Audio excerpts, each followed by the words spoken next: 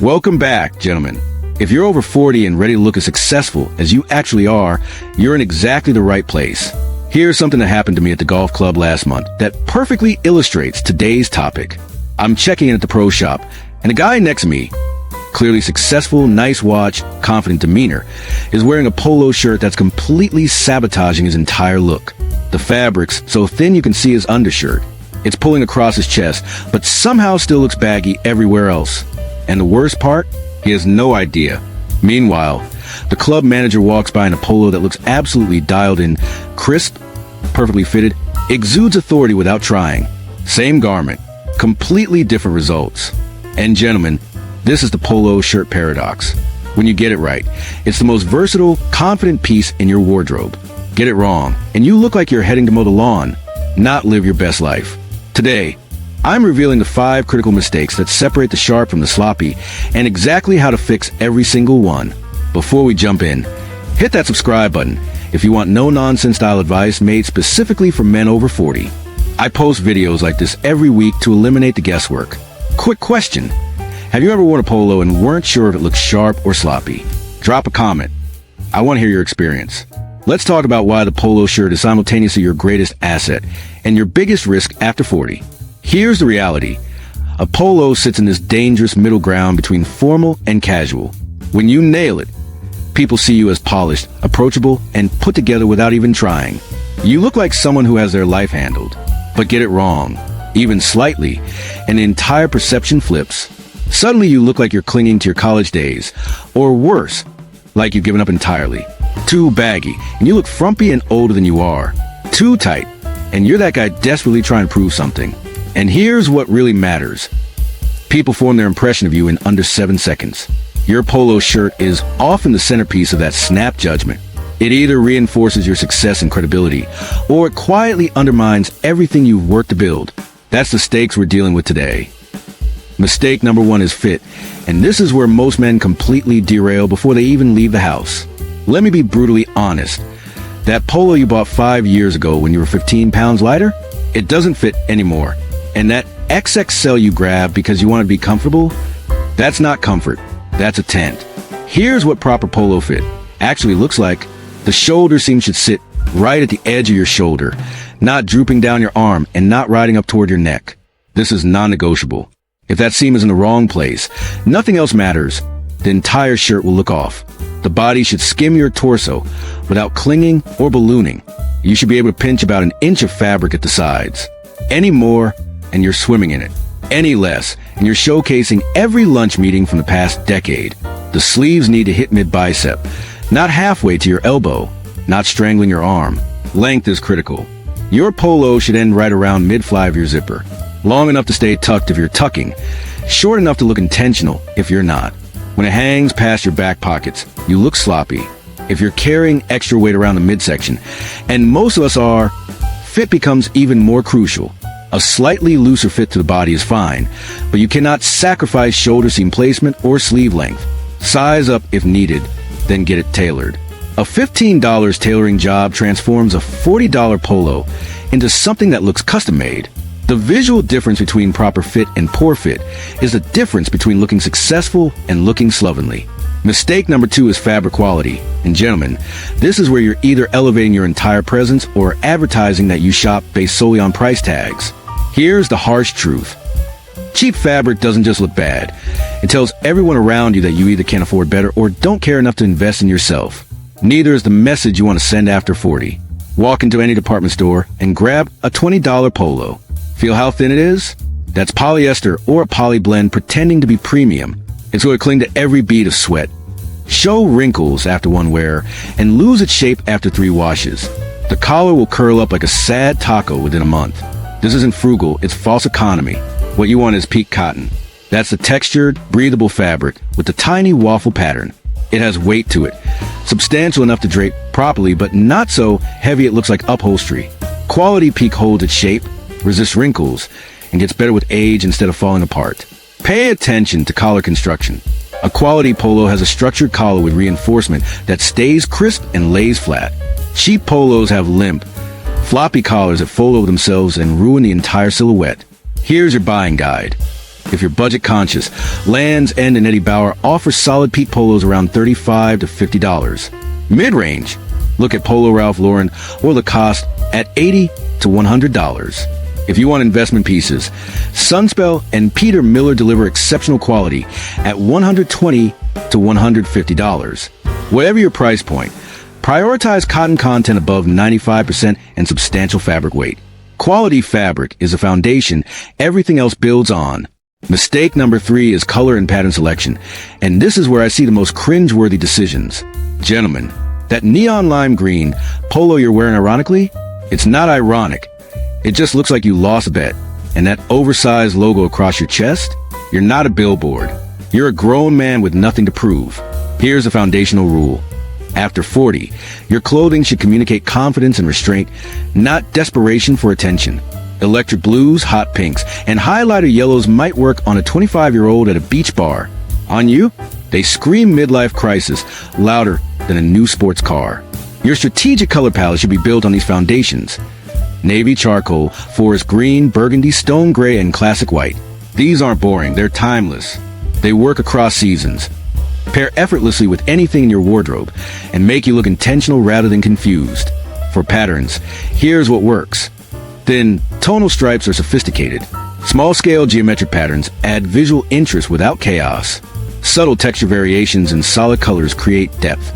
What doesn't work? Large tropical prints, busy multicolor stripes, cartoon graphics, or anything with more than 3 colors competing for attention. Logos deserve special mention. A small, discreet logo, think a Lacoste crocodile or polo player, is acceptable. A logo the size of your palm, that's juvenile branding you don't need. Same goes for polos covered in text, numbers, or athletic references. You're not sponsored. Don't dress like you're trying to be. The goal is simple. Your polo should complement your face and physique, not overpower them. Strategic color and pattern choices create visual harmony that makes people focus on you, not what you're wearing. Mistake number 4 is wearing polo shirts in the wrong context, and this is where good judgment separates the sharp from the clueless. A polo is incredibly versatile, but it's not appropriate everywhere. Knowing when to wear one and when to upgrade is a critical skill most men never develop. Let's start with where polos absolutely work. Weekend errands? Perfect. Casual Friday at most offices? Solid choice. Backyard barbecues, golf outings, boat clubs, casual lunches, all green lights. A quality polo in these settings says you put in effort without overdressing. Business casual offices get tricky.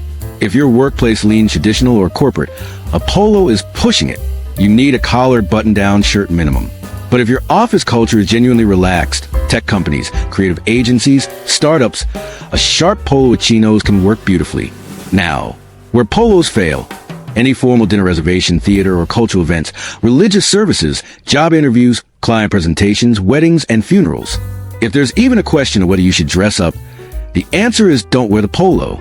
Dinner dates are the gray area that trips men up constantly.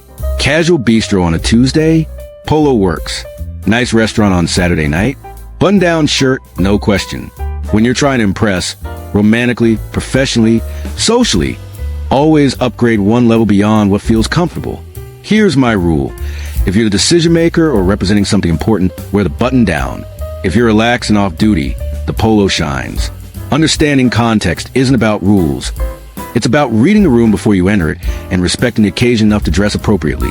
Mistake number 5 is how you're pairing your polo with everything else. And this is where an otherwise great polo gets completely sabotaged. I see men wearing quality polos with cargo shorts and athletic sneakers, then wondering why they don't look pulled together. Gentlemen, your polo is only as good as what you pair it with.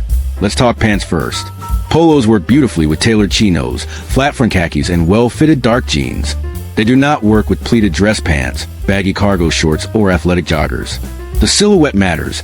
Your pants should have a clean, modern cut that complements the polo structure. Footwear makes or breaks the outfit. Quality leather loafers, clean white minimalist sneakers, or suede driving shoes elevate a polo instantly. Running shoes, chunky dad sneakers, or scuffed-up boat shoes drag the entire look down to sloppy territory. Here are 4 bulletproof outfit formulas. Navy polo, stone chinos, brown leather loafers, effortlessly classic. White polo, dark indigo jeans, white leather sneakers, weekend sharp. Charcoal polo, khaki chinos, tan suede loafers. Country club ready. Forest green polo, gray chinos, dark brown leather belt and loafers, sophisticated casual. Now, the tucked versus untucked debate.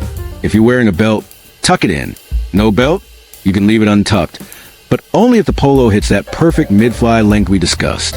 Never tuck without a belt. It looks unfinished and sloppy. Accessories should be minimal. A quality watch and a leather belt that matches your shoes. That's it. No chunky bracelets. No excessive jewelry. No statement pieces competing for attention. Your polo outfit should look cohesive and intentional. Not like you grab random items in the dark.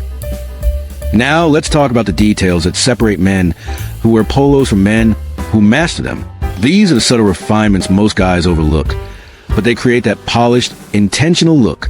Button strategy matters more than you think. Never button all the way to the top unless you want to look like you're headed to Catholic school. Leave the top button undone. Always. 2 buttons undone works if you have a clean neckline and aren't showing chest hair. 3 buttons? Too much. Collar maintenance is non-negotiable. Before washing, flip that collar up and flatten any creases. After washing, lay the polo flat or hang it immediately. A wrinkled, curled collar destroys credibility faster than anything else. Steaming beats ironing for polos. The texture of peak cotton responds better to steam, and you won't flatten that signature weave. Focus on the collar, placket, and sleeves. Sleeve rolling is an art. If you're doing it, roll twice maximum, keeping the rolls tight and even. Sloppy rolls look careless. Personally, I don't recommend it. The mid-bicep length works perfectly as designed. Layering creates versatility. A lightweight V-neck sweater over a polo looks sharp for cooler months. A navy blazer over a white polo creates smart casual sophistication. Just ensure your polo collar sits properly under the outer layer. No bunching or folding.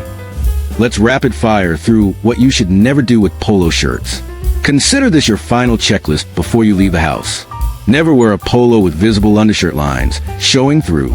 If you need an undershirt, go with a V-neck that stays hidden. Never pair a polo with a tie. It looks confused and desperate. Never wear multiple polos layered with both collars popped. That trend died in 2005 and should stay buried. Never wear a polo that's faded or pilled. Fabric degradation signals you've given up. Never match your polo to your pants in the same color. Navy on navy looks like a uniform, not an outfit. Never wear graphic polos with slogans, beer logos, or vacation destinations printed across them. You're not a souvenir. Never ignore the mirror test. If your polo pulls, bunches, or shows stress lines across the chest or shoulders, it doesn't fit. Never wear athletic performance polos with moisture-wicking panels to non-athletic settings. That's gym wear, not lifestyle wear. Never button the bottom button on a 3-button polo. It restricts movement and looks stiff. Never wear a polo fresh from the dryer without smoothing the collar. Never pair dress shoes with polos. The formality clash looks awkward. And finally, never wear a polo that makes you feel self-conscious. Confidence is the foundation of every great outfit. If something feels off, it probably looks off too. Here's what mastering the polo shirt is really about. It's not vanity and it's not superficial. It's about respecting yourself enough to show up as the best version of who you are. You've worked hard to get where you are. You built a career, earned respect, developed expertise. Your appearance should reflect that achievement, not contradict it. Dressing well after 40 is a form of self-respect. It tells the world you still care, you're still engaged, you're still relevant. It tells yourself the same thing. When you look in the mirror and see someone polished and intentional, that confidence radiates into every interaction you have. The polo shirt mistakes we covered today aren't about perfection, they're about awareness. Now you know what works and what doesn't. You have the knowledge. The only question is whether you'll use it. Start today. Go through your closet. Pull out the polos that don't fit right, the ones with tired fabric, the questionable colors. Be ruthless. Then invest in 2 or 3 quality polos that nail every detail we discussed. That's all you need to transform how you show up in the world. If this helped you level up your polo game, hit that like button. Drop a comment telling me your biggest polo shirt struggle or win. I read every single one. Subscribe for weekly style advice built for men over 40. Next week, we're tackling the shorts most men our age should absolutely avoid. Stay sharp, gentlemen. You've earned it.